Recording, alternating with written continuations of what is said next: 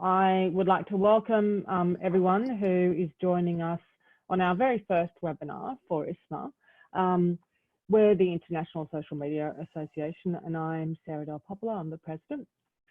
And we're fairly excited that we've got wonderful Tim Collier with us. Tim is a leading brand strategist. He's worked with some of the biggest brands, including Dell, Uniqlo, the New South Wales government, hopefully not on their mobile app, Tim, but the tourism, a little while ago.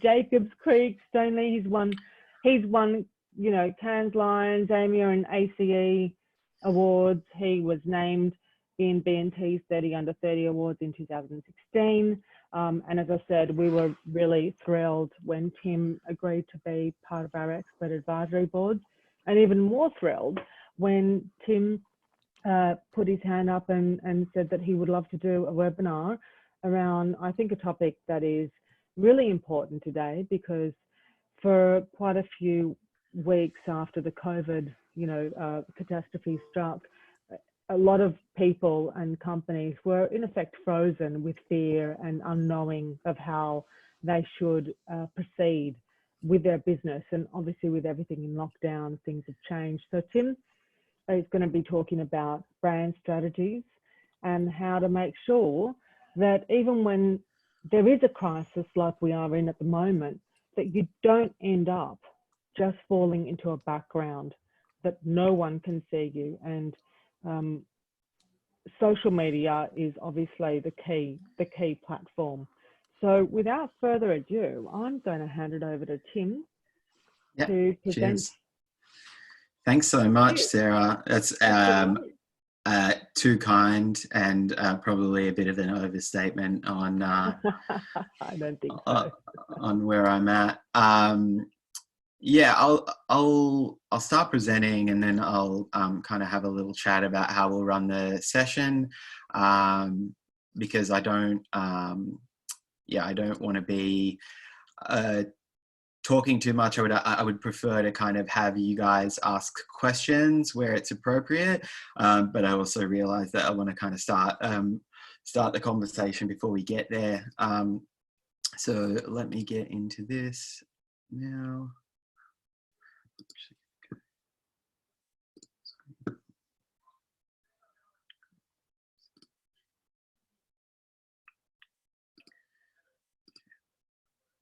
Cool. So we can see the screen now. Is that cool?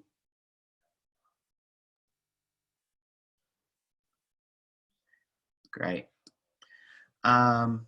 Great. So just a little about me. Yeah, I've been in advertising. I've been a brand strategist in advertising for about 8 years now.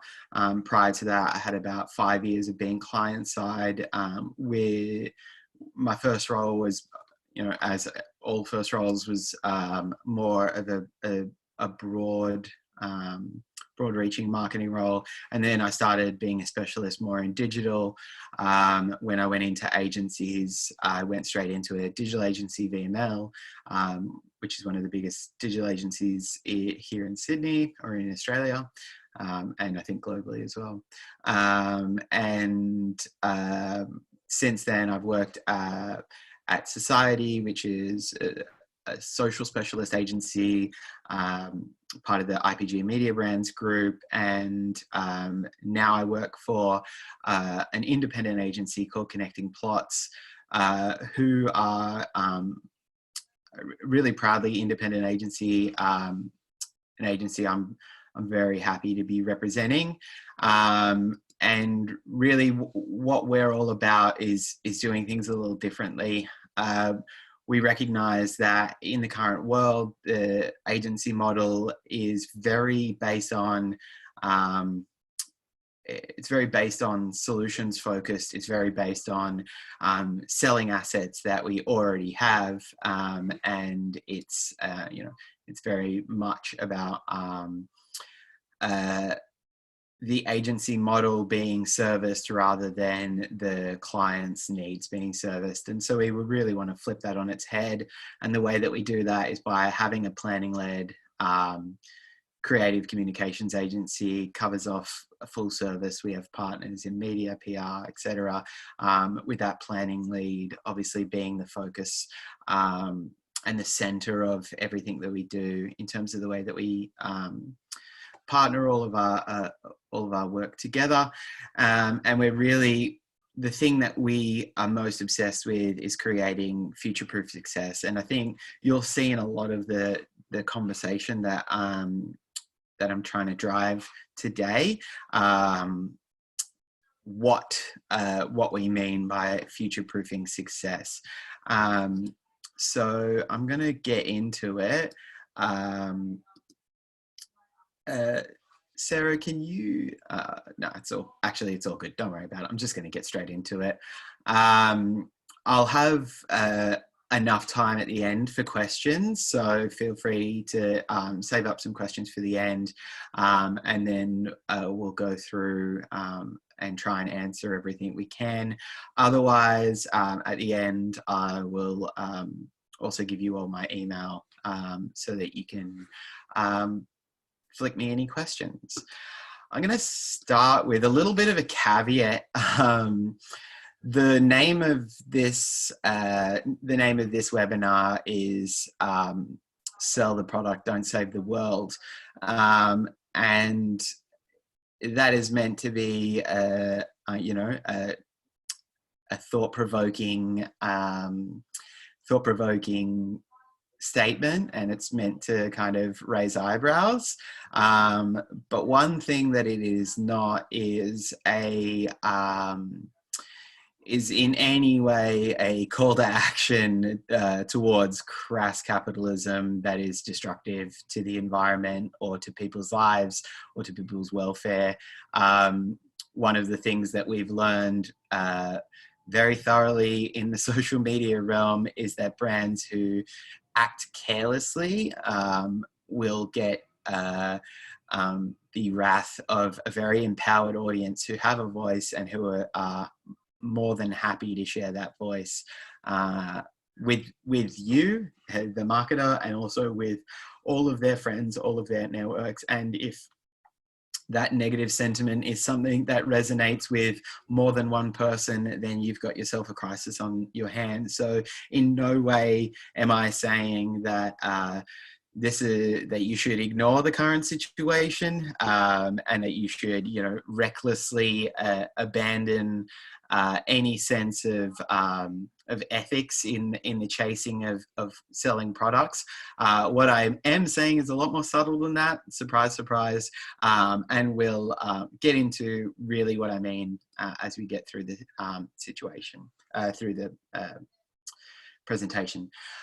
I also want to start by acknowledging that this is not normal. This is not business as usual. We are not, in preparing for this, I've read a lot of different kinds of articles. And one of the things that really stood out for me, thinking about the idea of how to deal with this, is that it is, to use the cliche, which we will definitely tread on as we get through this, it is completely unprecedented. The global financial crisis of 2008 was obviously one of the biggest financial crashes in history.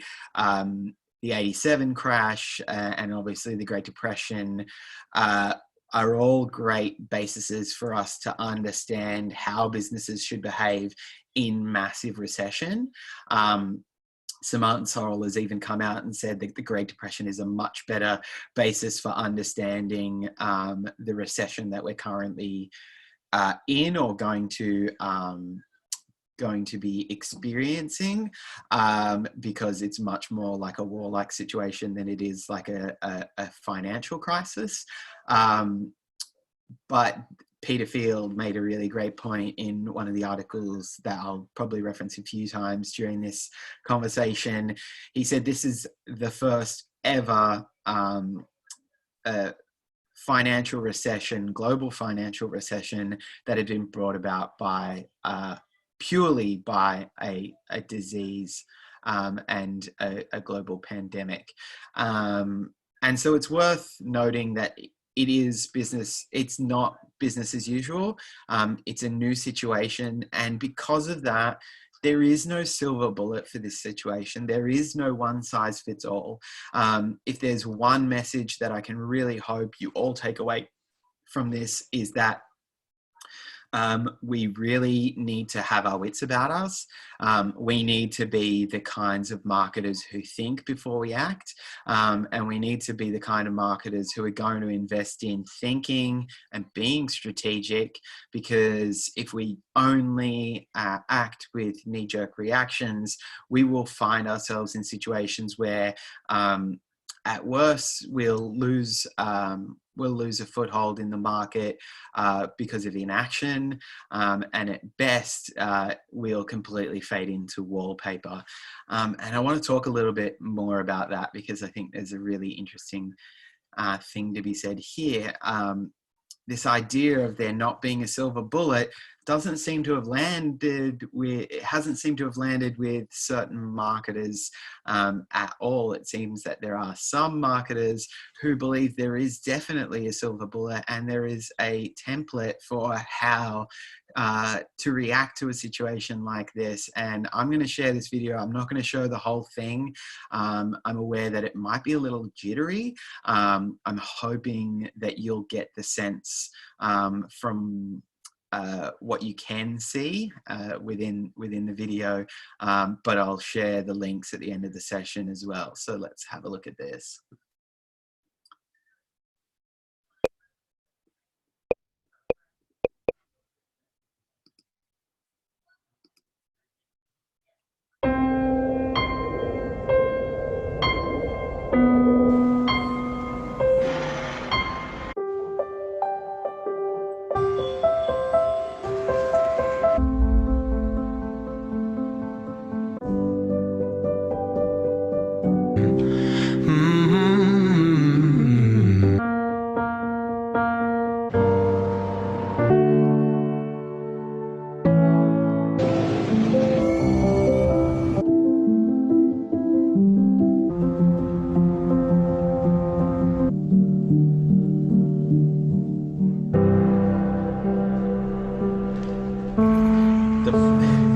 When we first opened our doors. Since 1926. Since 1978. For 60 years. For 75 years. For over 80 years. In 90 years. Over 100 years. Nationwide has been on your side. Restaurants have always been there for you. Nissan has been with you through thick and thin. We will do what we've always done. Take care of people.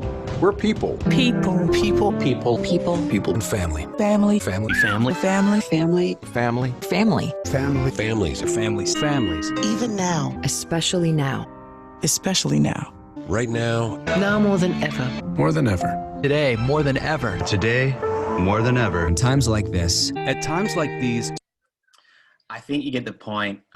It goes on for a full 5 minutes. So I'm not going to play the rest of it, but you get the idea.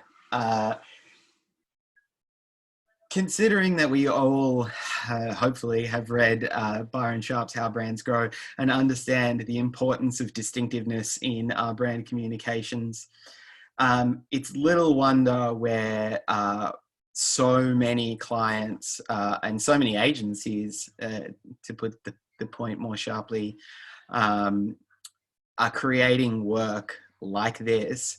It's no wonder that the UK Marketing Week had found that 60% of brands are currently reducing their budgets and delaying activity.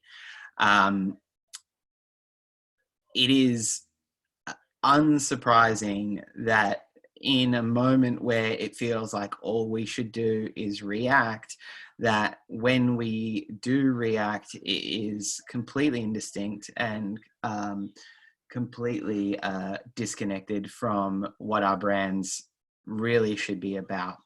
And while this 60% obviously makes up, you know, a lot of different kinds of categories and a lot of different kinds of brands, it might include people who needed to turn off because of lockdown restrictions, or it might be because of needing to slow down because of supply chain issues.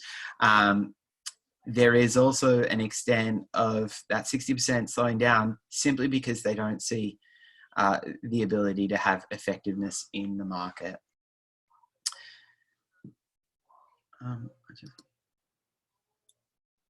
Cool. Oh, I've gone back.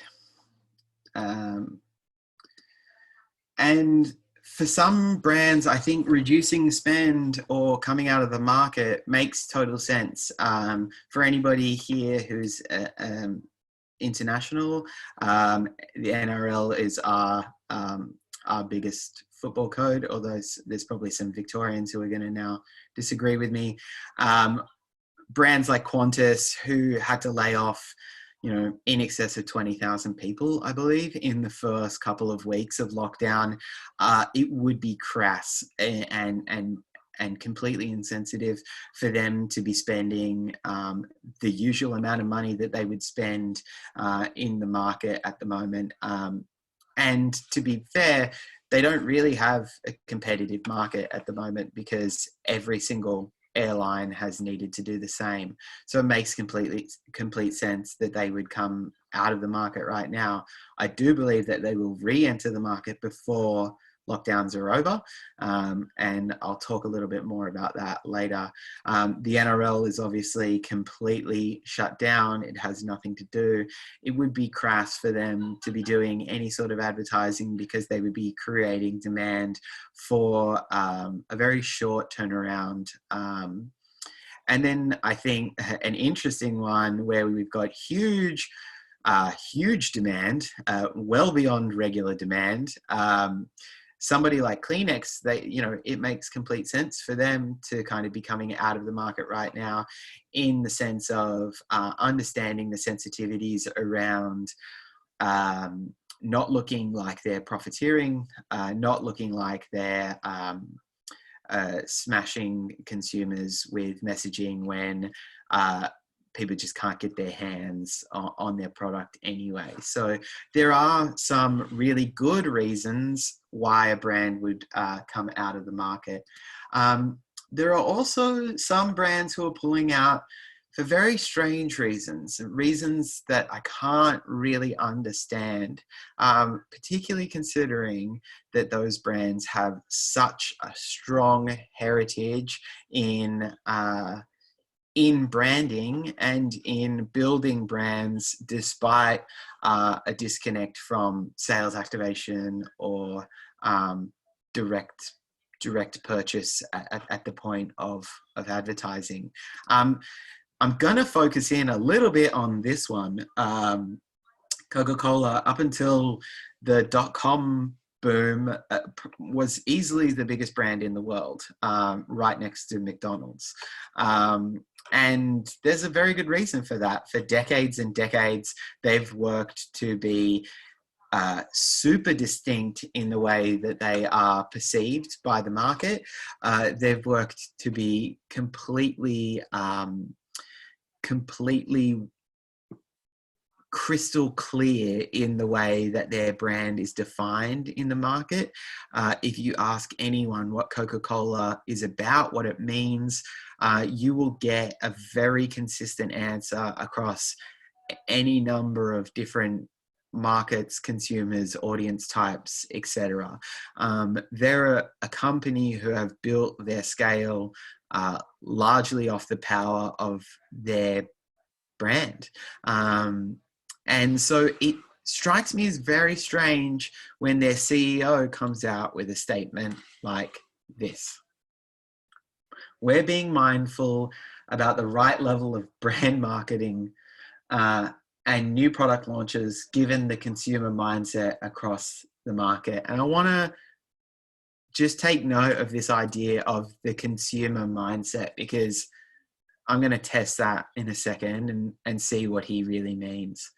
And then he says, we've developed and determined that in this initial phase, there is limited effectiveness to broad-based brand marketing. This is a really interesting statement.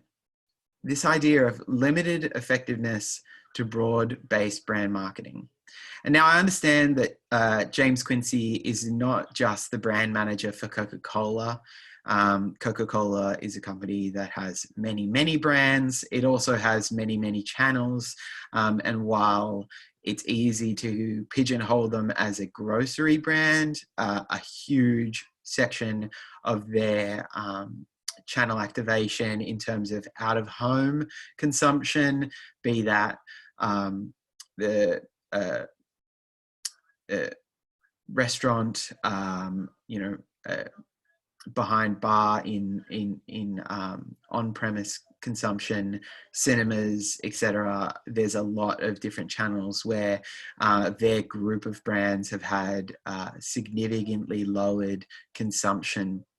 However, I don't take exception at the idea of reducing their budget. I do take exception at the manner with which they've done that, and I also take exception at this idea of limited effectiveness for broad-based brand marketing. And I'm going to show you information and data that basically I think James Quincy probably should have read before he made that statement. But it's worth saying, maybe he saw that ad compilation that we just watched. Maybe he saw the idea of brand marketing in 2020 and thought it's all just this indistinct emotional wash. And it would be fair to think something like that. It feels as if many brands have lost themselves to this idea of creating long form content that has an emotional heart, that doesn't need to talk about your brand's benefits, your product benefits, the role that your product plays in a rational way in people's lives. So maybe that's what James Quincy is referring to. But he didn't say that bad creative was the reason that they were pulling out of the market. No, he said there was a consumer mindset. And I want to kind of test this, because what I've read is that the consumer mindset actually want ads. The Global Web Index have been doing multiple studies on consumer confidence, on consumer attitudes and behaviors during the coronavirus. And in their third wave of study, they found that more than half, and they did this in a very large selection of markets, but the average is more than half. The lowest possible result, I think, was 40%, and the highest was much higher, I think over 70 off heart. I'd have to look at the actual report again. But more than half on average of all markets, of all consumers, say that actually they just want to see normal advertising. They don't want to see COVID responsive advertising. They want to see, the things that they've always seen. There is a desire for normalcy. But there are lots of other factors involved as well. 81%, this is an average across all markets as well, said that they would love promotions. And I'm sure we can all agree that we would love to have the products that we need cheaper right now. And I don't disagree with anyone in that 81% in saying that they would like to get promotions, whether it is smart for marketers to promote right now and to have lower pricing. That's another discussion which we'll get to as well. But interestingly, one of the highest desired outcomes for what consumers want out of marketers right now was the idea that they wanted brands to pledge aid. They wanted brands to give money to the right institutions or to do work in addressing COVID-19. And it kind of creates this new sort of idea. Ian Pritchard strategist from Melbourne, said of this kind of work that it's advertising in reflexivity, and it creates situations like this.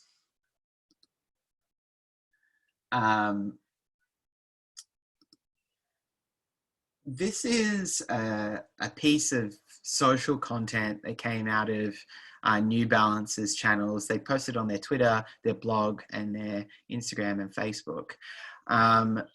And it announced their intention to move from manufacturing shoes to now manufacturing PPE masks for frontline responders.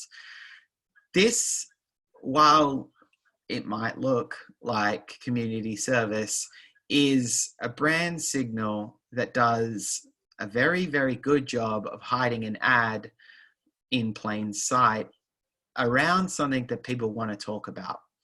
And to me, this is kind of genius social media work. It's genius advertising. And it is exactly that. It is advertising. It isn't, and maybe I'm cynical for saying this, but it isn't, you know, a gesture of pure generosity. If it was, they wouldn't talk about it. It's not, you know, purely a community service. I would say that making shoes that everyone can wear is probably just as much a community service as anything else. And if they were as community minded as this ad kind of makes out, maybe their shoes would be made for no profit, which we know isn't true either. This is a statement about the ability for this brand to adjust to needs of the community. It's a statement of strength. It's a statement that's made to create trust in a brand that's big enough to do something that won't create profit and will actually drive an outcome in a community, and they're happy to tell you that they're going to do it. And just to analyze it a little bit more, it really has all the ingredients of a standard advertising treatment. It dramatizes the USP. It reinforces that they're a high quality manufacturing brand who work in fabrics and rubber. It's even sort of fashionable. It creates an emotional response through audience relevance. It's saying, we know you're thinking about COVID. Here's a really generous thing that we're doing. Doesn't it make you feel good inside? And it builds more of those brand signals that brands love to have and thrive when they have them. And it leverages an insight on behavior, sentiment, or belief. It creates, you know, a very immediate reaction to what's happening in the world, and in that way it is an insight on what people are thinking. So New Balance, you know, are doing what I think a lot of brands are trying to do, which is react directly to the situation with new and more relevant, timely pieces of what I would call brand activation, and they're doing a good job of it.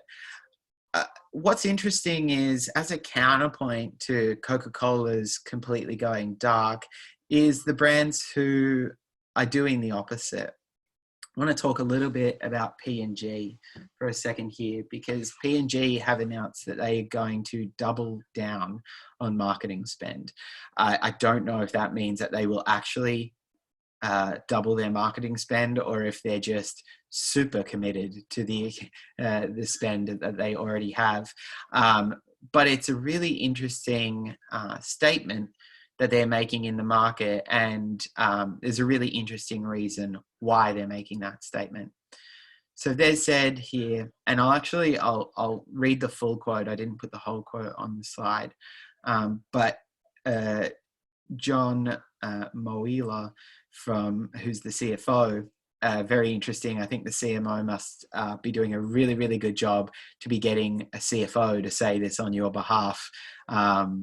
I wish there were more clients in the world who could get their CFO to speak like this, but there is a big upside here in terms of reminding consumers of the benefits they have experienced on our brands and how they have served them and their families' needs.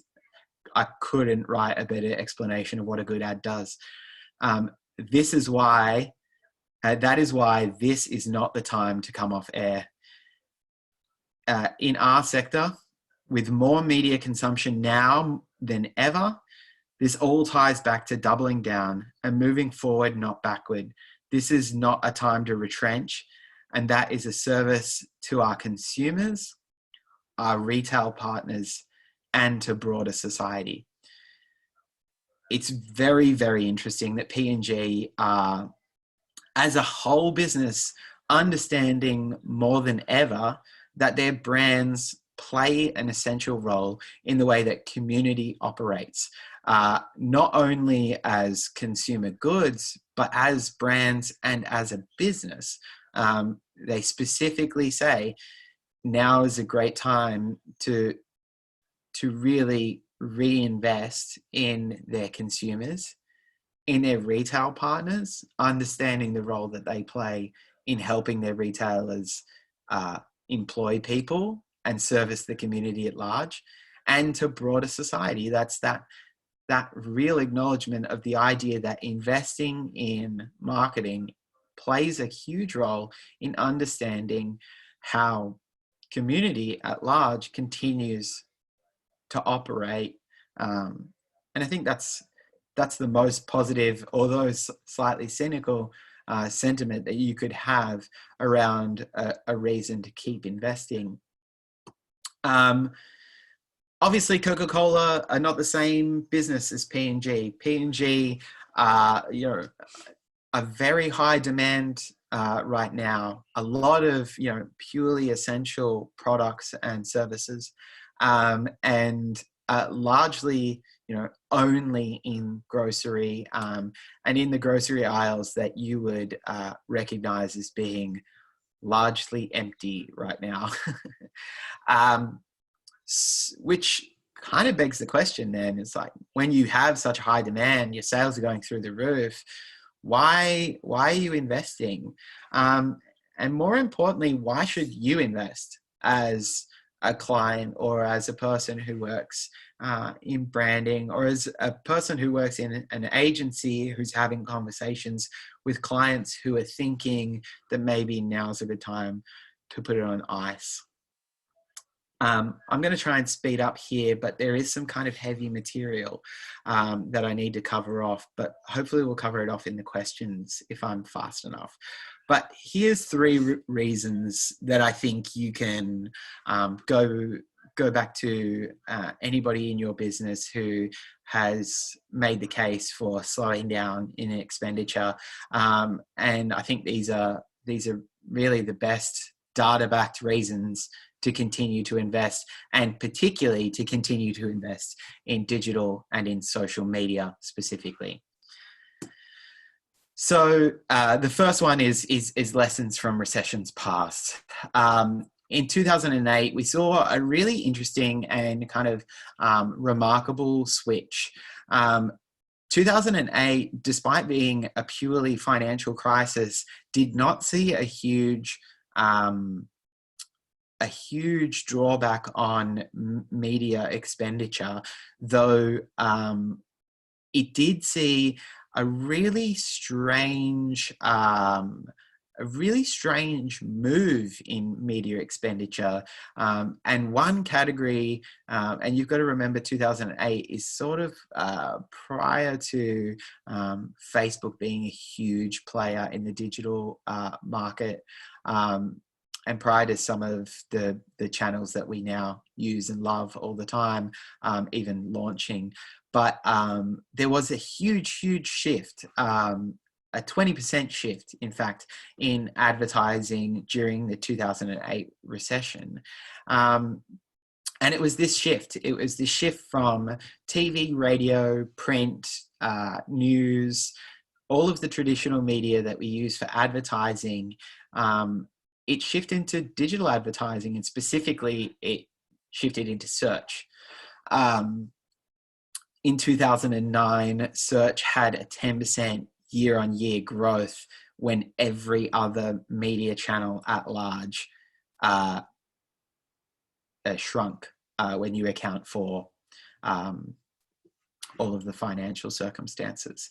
And this is wild to think about, because search up until that point had been sort of a nice augmentation to a business as usual plan. It was about supporting businesses who were creating an infrastructure. And actually search spend was kind of, at that time, I think, largely organic in focus. There was a lot of SEO. And I think that was partly because people were getting their head around it. In 2009, we see this huge shift. And there's a reason for that. For me, I talk about search as being kind of the rainwater tank of advertising. When all of your advertising works really well, search does a great job of aggregating all of that demand downfall into a single place, so that you can capitalize and use it in a good way. But search also comes with a really bad side effect. And I call that chronic short-termism. Search is a channel that feels very immediate. It feels very much like you get your ROI the moment that you've spent your money. That CPC feeling. You pay for a result, and that result is very real. And in 2008, when I was just a small-time marketing coordinator running a Google Analytics results, it was very easy for me to show that to my CMO and say, look at how these clicks ended with these results on our website. And really this huge shift into search and digital performance advertising, it birthed a lot of the ailments that only now in 2020, with books like How Brands Grow and The Long and Short of It, and other academics who've been able to kind of reset the way that we think about marketing and advertising, have finally kind of gotten over. But really in 2008, 2009, that's where you're seeing the birth of huge movements towards e-commerce using last click attribution, even though e-commerce would have been less than 20% of anyone's sales at that time. The idea of there being a direct to consumer brand in 2008 was kind of laughable. Or they would have been just the most innovative brand you ever heard of. But yeah, we're getting these moments of last click attribution, click-through rates being, really important for us to navigate and to optimize against, and thinking about our creative in this very demand-driven, immediate response way.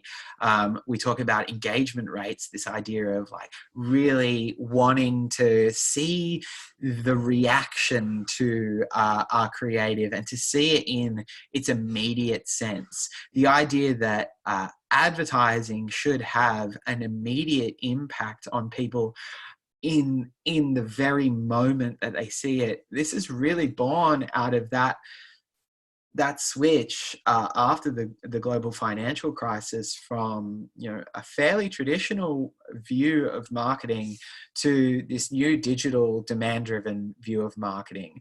And the brands who bought into that the most have been the ones who've had to undo that the most within their departments. And I think what's sort of ironic is that there's some brands who are still trying to figure out how to get into this, when really it is to be avoided if you really want to have a smart view on the way that your marketing actually works. And it's very easy to kind of understand where something like engagement rates, who, for so long Facebook sold specifically engagement type ads, and they still do.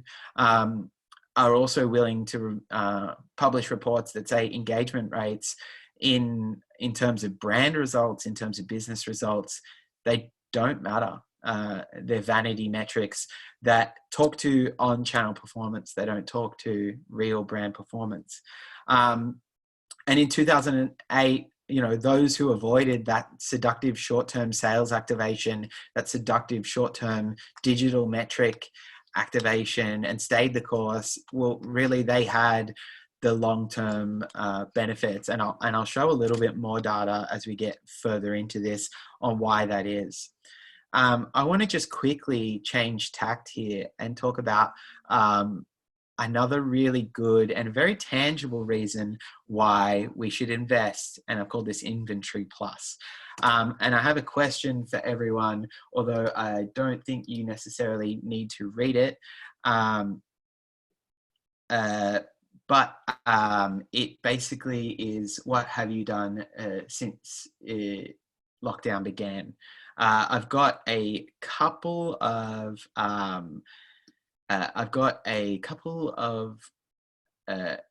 interesting and probably cliched answers to this question that maybe you've done. Have you watched all of Netflix Tiger King? Have you tried to learn yoga on YouTube? Have you downloaded a new app that you're obsessed with? Mine's Clash of the Clans. I'm going to stop using it immediately. Have you streamed your haircut on IG Live? I did that. I cut my own hair on IG Live. It was really smart, but you can see, didn't turn out too bad. Or have you been gardening? Since the outbreak of COVID-19, use of screens, and particularly mobile screens, social media, has exploded. 70% of consumers, this is from the Global Web Index report that I mentioned earlier, have said that their social media time has gone up significantly, and many consumers are understanding that they are using digital channels more than ever, and digital channels are seeing those results. Facebook time spent on group calls has gone up by 1,000%. Messaging rose by 50% on Instagram, and Facebook live views have doubled in just the first week of lockdown in March. TikTok downloads have risen by 27% in the first 23 days of March, and they have now got to 1.9 billion downloads, which it's insane. I remember when Facebook first reached 1 billion users, and it was monumental. The idea that TikTok is already at 1.9 billion downloads is just incredible to think about how young that channel is and how quickly it's getting those kinds of results. Video chat app House Party, which I'd never heard of before the lockdown began, was downloaded 2 million times just in the week of March 15th. And Snapchat, who for all intents and purposes I thought had kind of disappeared off the face of the earth, have reported a 50% increase in video calls between February and March, which is incredible. And so what you get is this incredible dynamic of usage and inventory going sky high, and the number of advertisers and the demand that they create going low. And there's only one thing that can be the result of this, and that is cheaper media. Anything that you currently have in market, you will see that you are getting cheaper CPMs than you've ever got before. You're getting cheaper reach than you've ever got before. And that in and of itself is a huge opportunity for those who can have that tricky conversation with their CFO, their CEO, their chair, their board of directors, because it's a huge opportunity to get media that otherwise would have cost you anecdotally, 4 and 5 times as much if you'd planned it 6 months ago. And if your competitors are hesitant right now, staying the course will give you the major wins in market, and especially where operating costs are dropping. Our return on ad spend and ultimately the ROI that ad spend is creating will inevitably be higher in a low cost market. It's just the nature of the way that all programmatic markets operate. Whenever you have a bidding market for inventory, and the inventory is going up and the demand is going down, your bids will win lower. It's just the way that all auction-based buying works. And because of that, we know that all digital media that has moved into programmatic, and largely all media that has become negotiable. I mean, there's headlines around The Guardian Australia guaranteeing 50% reduction or double return on investment if you invest right now. That's massive. And to me, there is not an excuse. This isn't an excuse to just run anything because there's cheap media. There's really important things to do. I was going to show this execution from Colgate, which I think is a really beautiful execution that shows that Colgate still plays that same role that it always has in making your teeth really white, but how important it is to be smiling at your friends and family over Zoom in this time. It's a really beautiful execution. Hopefully we'll be able to send it to all of the attendees after this. But I'm not going to play it right now. Equally, there's this piece from Guinness around St. Patrick's Day. Obviously, St. Patrick's Day, probably the biggest day of the calendar year for Guinness, and definitely their biggest volume day, would have been a real impact on their brand to not be able to do St. Patrick's Day in the way that they usually would.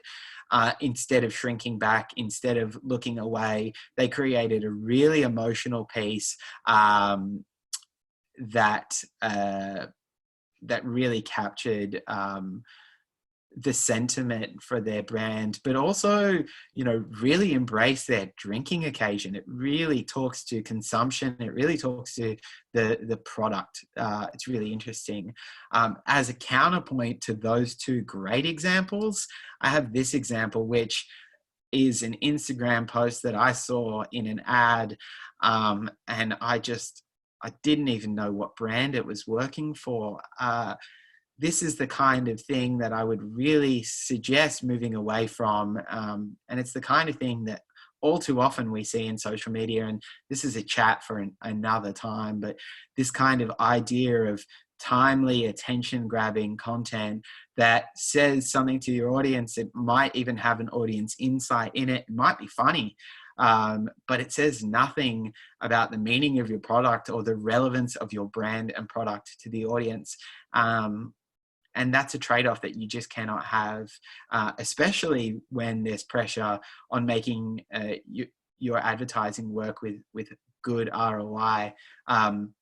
You have to be focused on what your brand is about and the role it plays in people's lives, not in reflecting people's lives back to them. This is a great ad for Zoom. Ironically, it is actually a bank ad. Though you would never know it.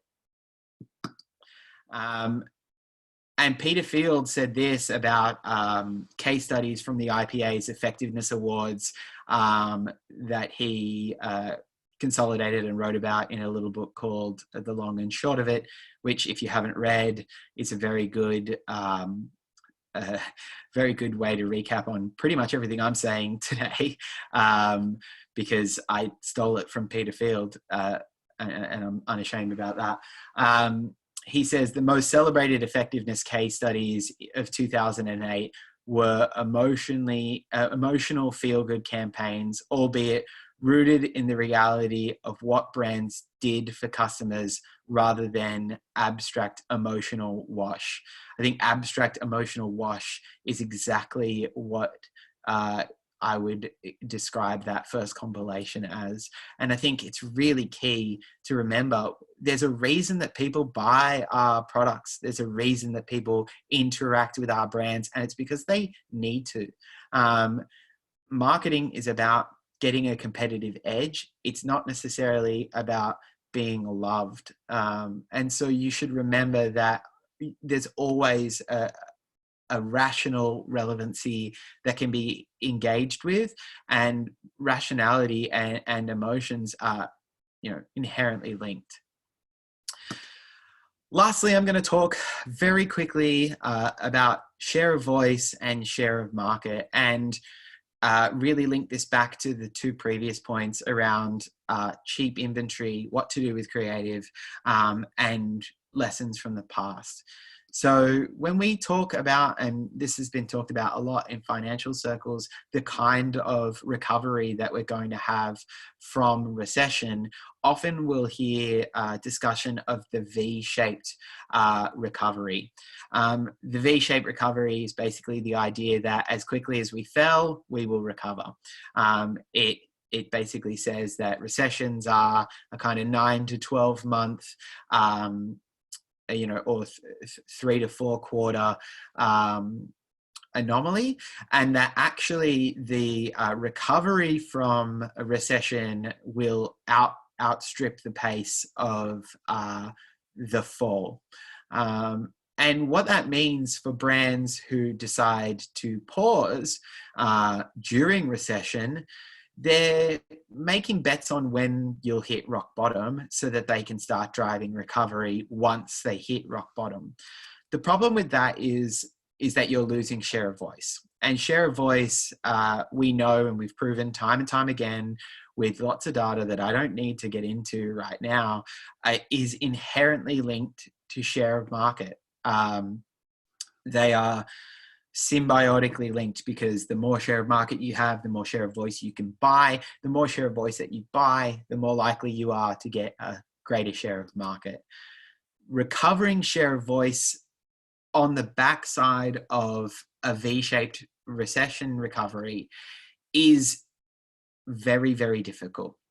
Suddenly you've got an inflated competitive market where brands who are all trying to recover at the same speed as you are all getting into a very big competition to win what inventory they can. And particularly when that inventory is suddenly dwindling because people can go outside again.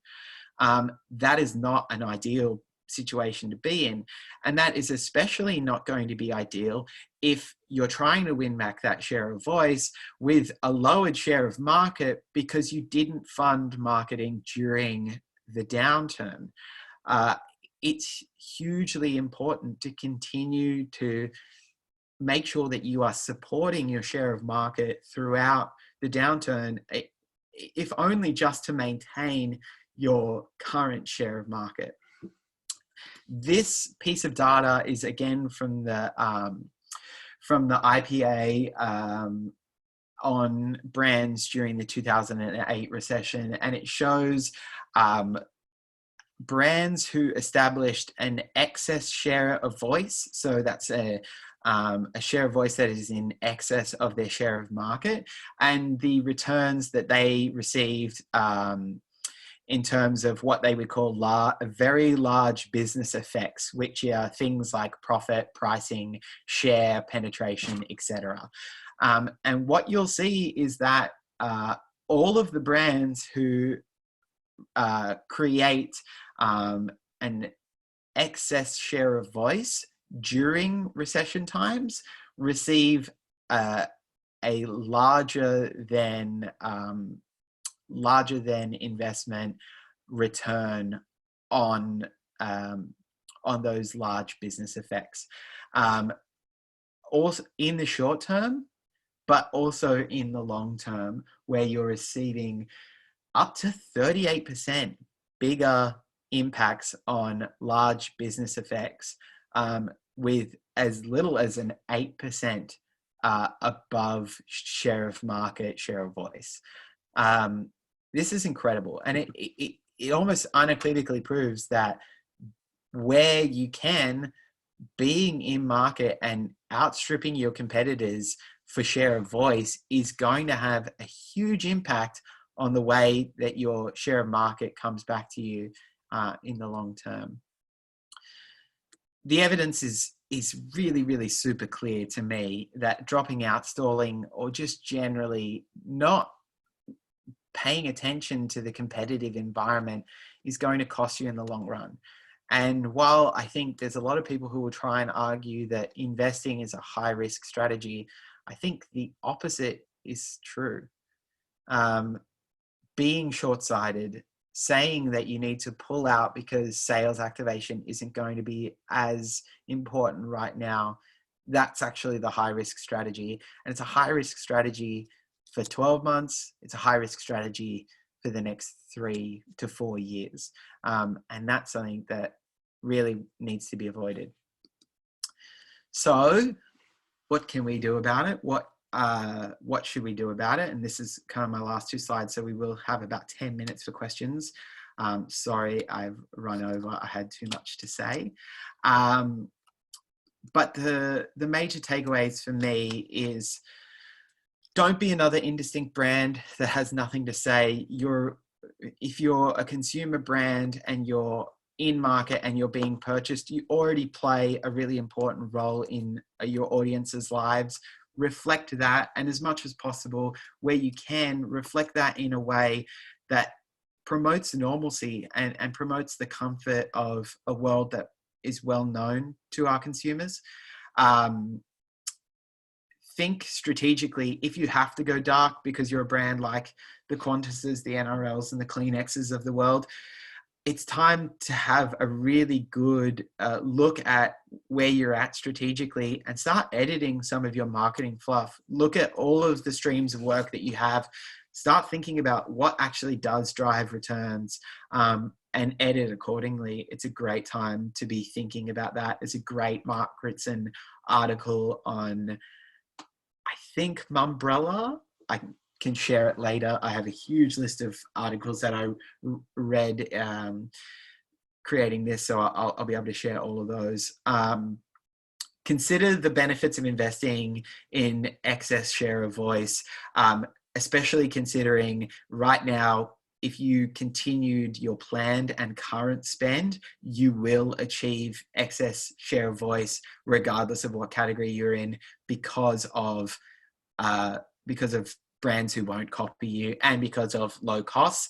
And the cost of maintaining share of voice is going to be much lower than it traditionally is. Stay across media spend and ad cost reports and stay agile. Try to structure your budgeting around staying agile. Keep an eye on digital ad spends and where those costs are going up and down. Keep reading reports from groups like Magna, because it's really important to stay on top of media costs right now. And lastly, advertise your product. It turns out it plays a real role in consumers' lives and they want to hear about it. I'll leave it at that, and I'll leave you with this Warren Buffett quote from 1982. I think maybe even earlier.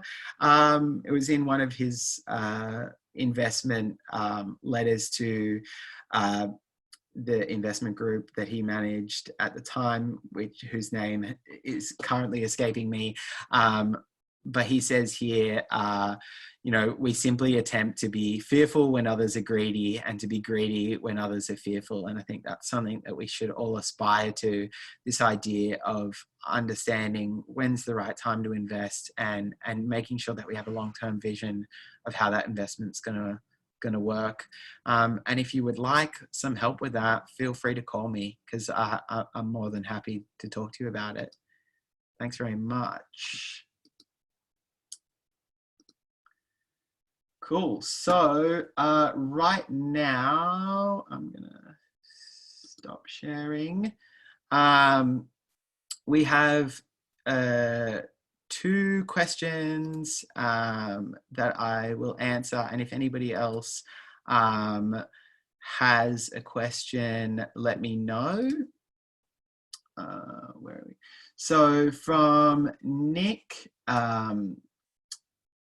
he has said, is doing what everyone else is doing a wise idea? Joining the mob of the same messages. Obviously it sells well by the agencies, but does it work? I would say, Nick, that definitely no.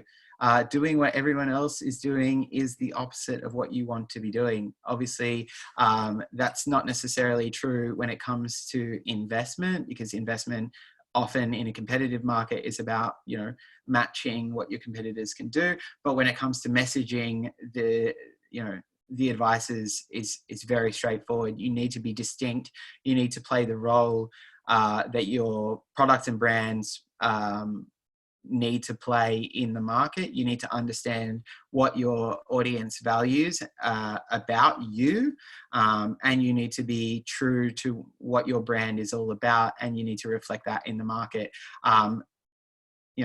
Coming up with, as Peter Field says, emotional wash is not the right thing to do. The right thing to do is to create distinct, unique advertising that dramatizes your USP, touches on really important human insights, and if you can, reflects a relevancy in the current market. So thank you for that question, Nick. Done that.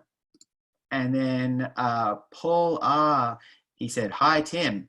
What are your thoughts about how businesses should re-enter the market post-COVID-19?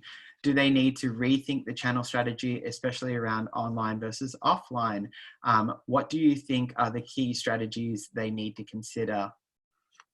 So I think you shouldn't need to re-enter the market. I think you shouldn't leave the market.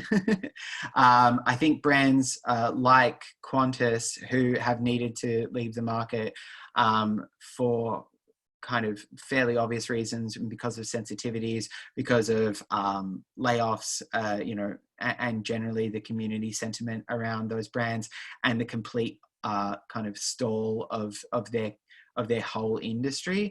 I think they need to think about re-entering the market, obviously, to recapture their share of market very quickly from an investment point of view. They need to be thinking about how do they make sure that they're not going to lose share of voice when their competitors start entering the market. Although domestically they're gonna have the leg up on most of their competitors. From a channel strategy point of view, I think Qantas have always been very smart about the way that they use data. And I would say that where they will start is with their loyal customers, and they will probably do like a test and learn approach to figure out what the sensitivities are around communicating. And then they will likely respond to that in a more above the line sense, and kind of respond in the way that they have tested and learned worked. And from a channels point of view, you'll definitely see kind of a bottom-up approach where they start from their owned channels and organic results that they can get, and then they will slowly move to their above the line approach. But I fully expect in the next kind of 3 months to see the most tear-jerking, emotional roller coaster ride of a brand ad from Qantas that you will see all over TV, and they will absolutely smash it, I reckon. Because they just understand so well how to talk to people about their brand. That was the 2 questions that were in the chat. Did anybody else want to ask me a question on air? Feel free to put your hand up and I can allow you to talk if you had a question. Otherwise, I think we're already over time. So feel free to stick around for a little while if you have the time. I'll be here to answer some questions. Otherwise, hit me up on LinkedIn or email me at tim@connectingplots.com. I believe we'll send around an email to everybody who registered to attend, and we'll give my email and my details to everyone. So if you had a question that you were too shy to ask, I know I've been in that situation before, feel free to just email me directly and we can have a chat. Thanks very much. Hey, Tim, can you hear me? Yeah, I can hear you. How are you doing, Sarah? Excellent. Good. Thanks so much for that. There were actually, for some bizarre reason, I couldn't log a question under the Q&A section, but I was, I think it's because you're a panelist. Correct. So I was sending you all my questions in the chat, but you mentioned something that was really interesting, and it was around the concept and the idea about promotions.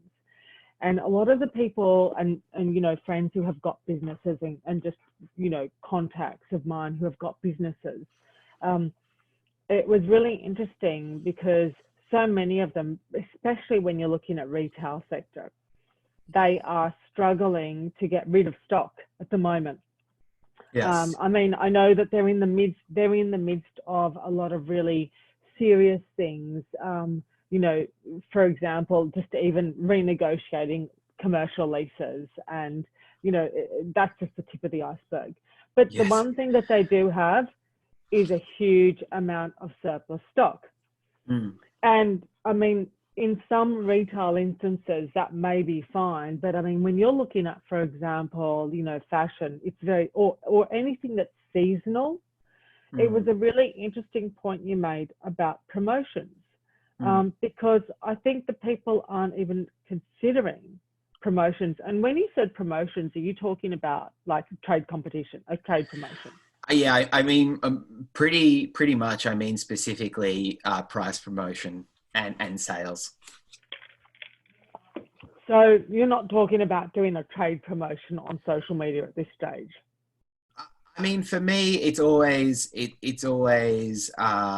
inadvisable to do that, and particularly from a brand perspective, it's kind of well documented, and I mentioned long and short of it, it's well documented in that book that sales promotions drive peaks that then suppress demand, and that the recovery of that demand will never make up for the loss in margin that is occurred during the sales promotion period. So ultimately your sales promotion, while it creates a really high peak, it never really makes up for itself in long-term profit. That said, there's really good operational reasons and cost-saving reasons why you would move stock when there's seasonality or there's perishability. So there's a lot of different kind of reasons why you might do clearance type activity to try and move stock. I think in that case, you kind of start measuring your ROI also as reducing costs, and that should be part of your ROI measurement. And it's not necessarily then about brand, it's about operations. That said, it's a case-by-case kind of thing. What might work for a fashion retailer, could work for, somebody else, but it might not always work. I know that retail, is always a really fickle beast, and marketers in retail are addicted to sales activations and to price promoting. The companies who do it best try to do it infrequently, and definitely try to do it in a way where it's not driving a reason to buy. It's driving a reason to clear stock. But it is a case by case kind of thing. If you've got operational costs that are meaning that your overheads are going up, and you can't control those overheads without doing a sales promotion, then you got to do what you got to do. I wouldn't let that be. I would say that should fund itself, and it shouldn't make brand investment its victim. Yeah, I think a lot of what your, thanks so much as well, Tim, for your talk. I mean, there was a lot of really interesting stuff in there, and I mean, I think the one takeaway that I got from that is that obviously, it's so important that if you're a brand, even when it's a matter of balancing sensitivity and empathy with actually ensuring that you're doing what you're meant to be doing, which is selling the product. Because ultimately, if you're not selling your product, and that bank example, the Brady Bunch was just perfect, because and I'm sure that I'm not the only person who's been seeing these really random ads, and it's not until the very end that you might see the actual, brand, and you're like, what the hell was that all about? Yeah. But I think it's a matter of a lot of companies might be, and I'm not talking about necessarily at the top end. I think that this is something that's symptomatic of even the just small businesses, small business to the largest. They're having a real problem with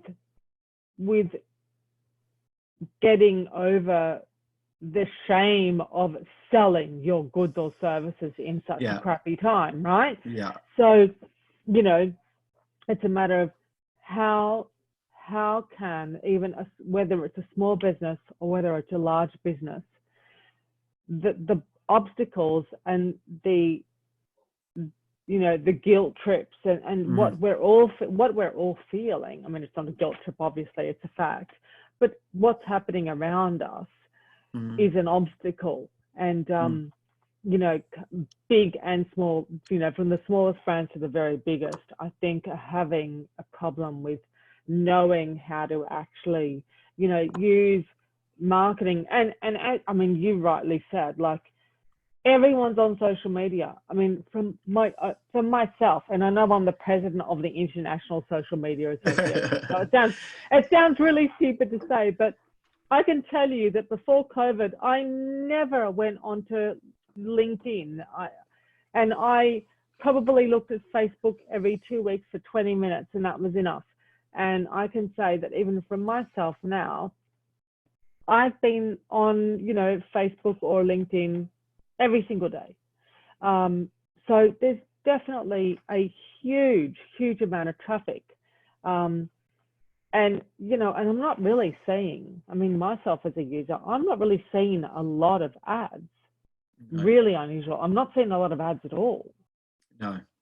Yeah. And that's kind of that's what's being observed across all of the social channels. There isn't nearly as much commercial activity as there is eyeballs. And that's the big opportunity, right? There's this great opportunity to get a really fertile and cheap ground to expand your share of voice against your competitors.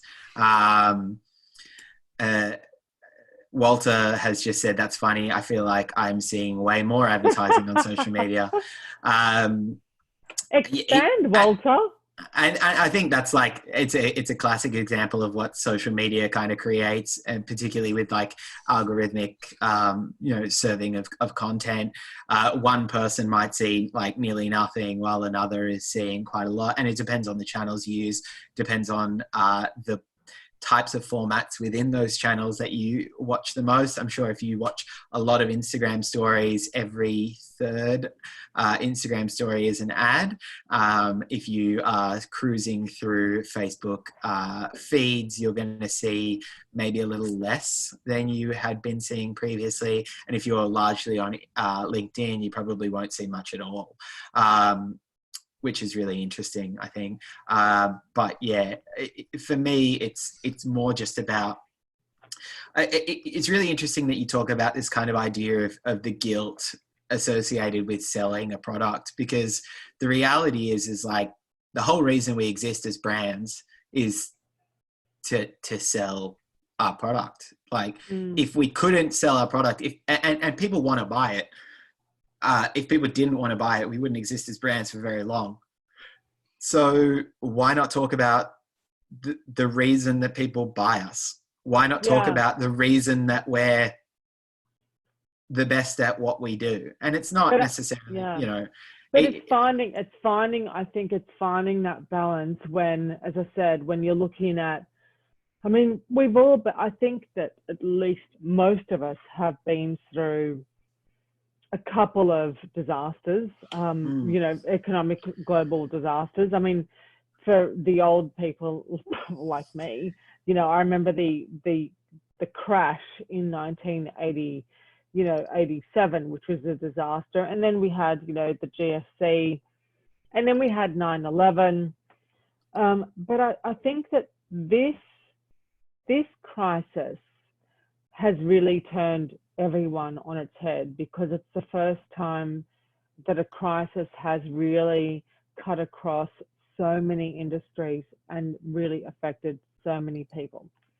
So, so I think that's maybe why do you think, Tim, that that's why we're seeing these, you know, big brands, you know, doing these very empathetic, in fact, I mean, I almost called them brandless ads.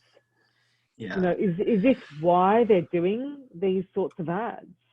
I think it's a knee-jerk reaction. And I think also there's been a kind of ongoing trend that started with the idea of content marketing, but kind of lost its way. Like, content marketing obviously has a very has a strong point of view, has a reason to exist, but content marketing started to slowly erode at advertising.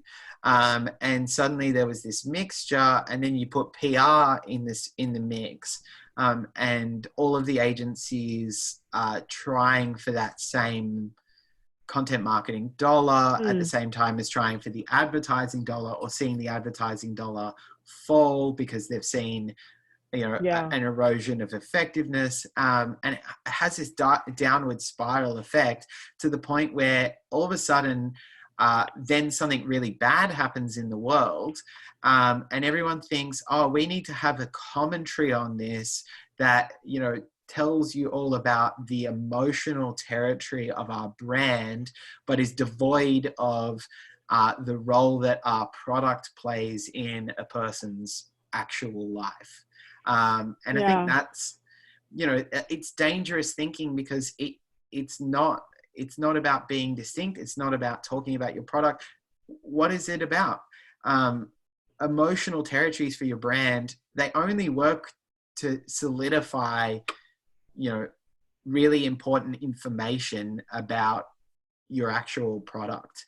It puts you in an occasion.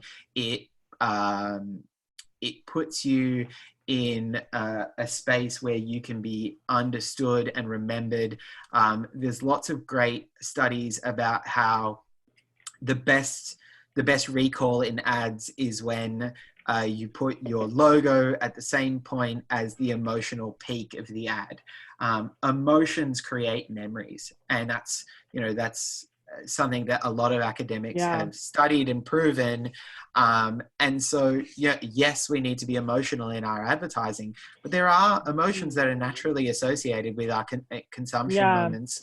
And they're the emotions we should be attaching ourselves to, not this kind of, as Peter Field says, this emotional wash that is associated with guilt or sadness around change, etc. And it's short term, isn't it? I mean, this is the thing, right? I mean, I think when we're looking at traditional, and I will ask you one last question, and then we do have to go because we're way over time. But what you've just said is really interesting. That you know, you tie the brand with the emotional peak in an ad, and I think traditionally that's. I mean, we're talking about going back to basics, because what people are doing now is that they're tying their brand to an emotional peak that's around COVID. And yes, this is a tragic, obviously it's a very, you know, distressing situation for the entire world, but COVID is a temporary, it's a temporary situation, right? So, and temporary could be 6 months, it could be 12 months. Who knows at this stage? But yeah, it's not a long lasting. When you consider that some of the oldest brands that, I mean, you spoke about Coca-Cola. I mean, some of these brands have been around for 100 years.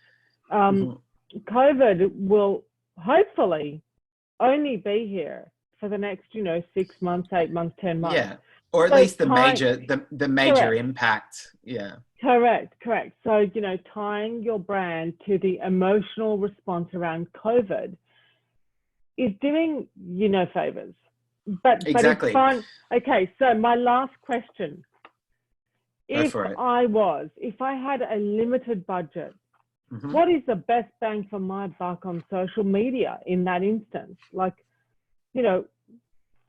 how would I balance that empathy with actually selling my goods or services? I think that's the problem that everyone's having. Yeah. I mean, there's a lot of variables in your question, and I know you're trying to simplify something. Me as a strategist says I would love to know the details before I come up with a solution. And in that way, I would say, maybe selfishly, the best bang. You sound like a lawyer. Yeah, well, we learn. It's cross training. Best bang for my buck. I think the best bang for buck is strategy. I think like making smart decisions will never, ever prove you wrong. And, unless your budget is so limited that, you can't pay for somebody to think about being in market, then I would say like, make sure that you have your current campaign, addressed for sensitivity to the current situation. Make sure that you don't have anything that could cause possible offense. Maybe do a really like knock up version of a sensitivity test with a market, aka all staff email your TVC and ask your employees' families to watch your TVC and ask if they're offended. And if anybody says yes, then figure out why. If nobody says yes, then take that TVC or take that above the line campaign, rework it to be channel appropriate so that it will work to grab attention in channel.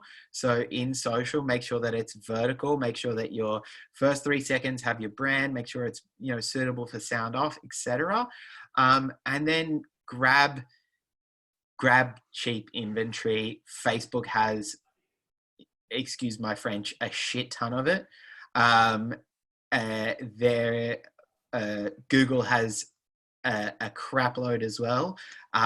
There's a lot of really cheap digital inventory right now, and you're going to get the eyeballs because that's where people are. Yeah. I've never watched so much YouTube on my TV at home. And so the brands who are hitting me with 5+ frequency because there's nobody else advertising, they're stuck in my mind. Well, Tim, we are 24 minutes over time, but it was really, really interesting. And yes, I hope that so the people who attended did get something away from it. And look, webinars like this are always going to be, dotted with technical issues and stats.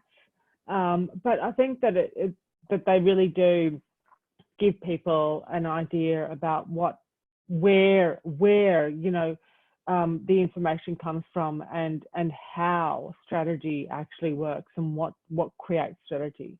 So I guess there were some really great takeaways. And thank you. Look, and Tim did mention that he's going to be, he does have some links. So we will be sharing some of those links with everyone who did attend. And hopefully you'll enjoy some of those videos as well. And if you do have any questions, please feel free to email. You can email either obviously us at ISMA or otherwise Tim at his email address, and we'll send that out. And look forward to seeing some more interesting ads. I think hopefully. I'm sick of seeing the same depressing messages Well, hopefully we see some good briefs first. Thanks so much, Sarah. Thank you so much, everyone who attended. We really appreciate your attendance. And thank you, Tim. That was really fantastic. Cheers, guys. Thanks very much. Have a good one. Talk soon. Bye.